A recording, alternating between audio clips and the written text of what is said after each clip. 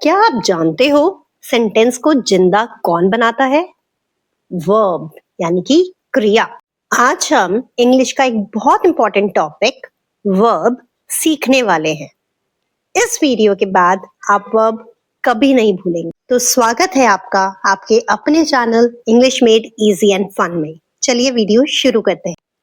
तो दोस्तों, वर्ब वो शब्द होता है जो काम, क्रिया या हालात बताता है। मतलब हम कहेंगे अ वर्ब शोज एक्शन और स्टेट। वर्ब मतलब क्या काम हो रहा है, जैसे कि करना, जाना, खाना, सोना। चलिए एग्जाम्पल से समझते हैं। जैसे आई ईट फूड, मैं खाना खाता हूँ। इसी तरह शी रन्स फास्ट, वह तेज दौड़ती है। तो दोस्तों, हर सेंटेंस में, हर वाक्य में जो काम हो रहा है यानी कि जो एक्शन हो रहा है वह वर्ब कहलाता है। जैसे ईट, रन्स, जैसे हिंदी में हमने क्या बोला, खाता, दौड़ती, तो ये हमारी क्रिया यानी वर्ब है।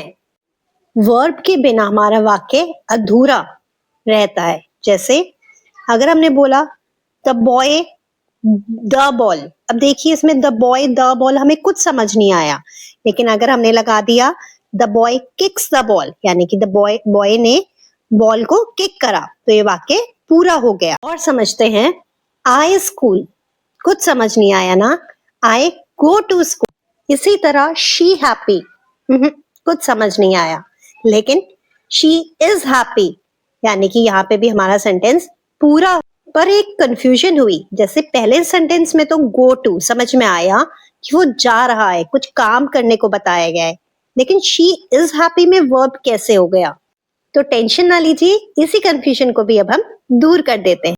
तो देखिए दोस्तों, हमारे पास दो तरह की क्रिया या दो तरह के वर्ब होते हैं। पहला है एक्शन वर्ब और दूसरा होता है हेल्पिंग वर्ब। सबसे पहले समझते हैं एक्शन वर्ब को। तो एक्शन वर्ब जो होता है हमारा काम बताने वाला वर्ब होता है। जैसे दौड़ना, खेलना, पढ़ना, खाना, ये सब वर्ब हमारे एक्शन वर्ब कहलाते हैं। दूसरे आते हैं हेल्पिंग वर्ब। हेल्पिंग वर्ब, जैसा कि नाम अपने आप से ही समझा रहा है, ये हमारे एक्शन वर्ब जो हमारे मेन वर्ब होते हैं उनकी मदद करते हैं। दोस्तों, इसमें तीन शब्द हमारे मेनली आते हैं, जैसे इज, एम, आर। ये हमारे, जैसे हमने अभी पढ़ा था शी इज हैप्पी, अब वहां पे वो खुश है, तो यहाँ पे इज जो है हमारा हेल्पिंग वर्ब की तरह काम करा गया है। तो समझ में आया आपको? हेल्पिंग वर्ब हमारे किसी काम होने को नहीं बताता, लेकिन ये इज ऐड करके सेंटेंस में, हमने वाक्य में इज ऐड करके अपने वाक्य को पूर्ण किया और उससे हमारा मतलब क्लियर हो गया।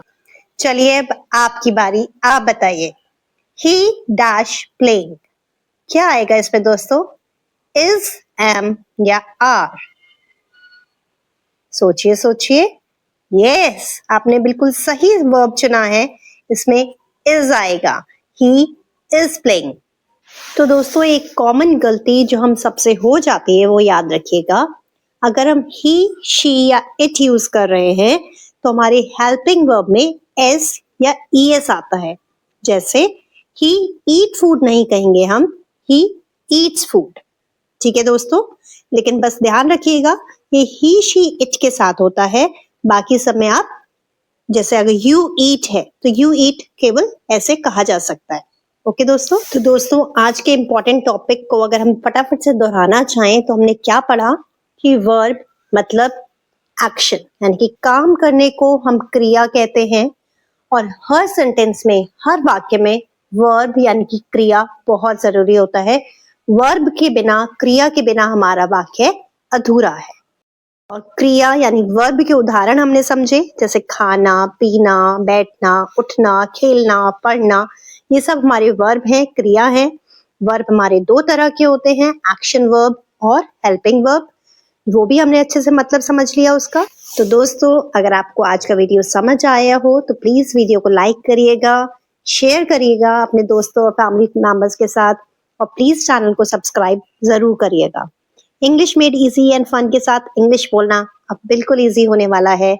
और आपको और किस टॉपिक पे वीडियो चाहिए आप हमें कमेंट सेक्शन में जरूर बता सकते हैं। हम आपके लिए उसी टॉपिक पे वीडियो जल्द से जल्द लाने की कोशिश करेंगे। धन्यवाद। Thank you for watching. अपना ध्यान रखिए।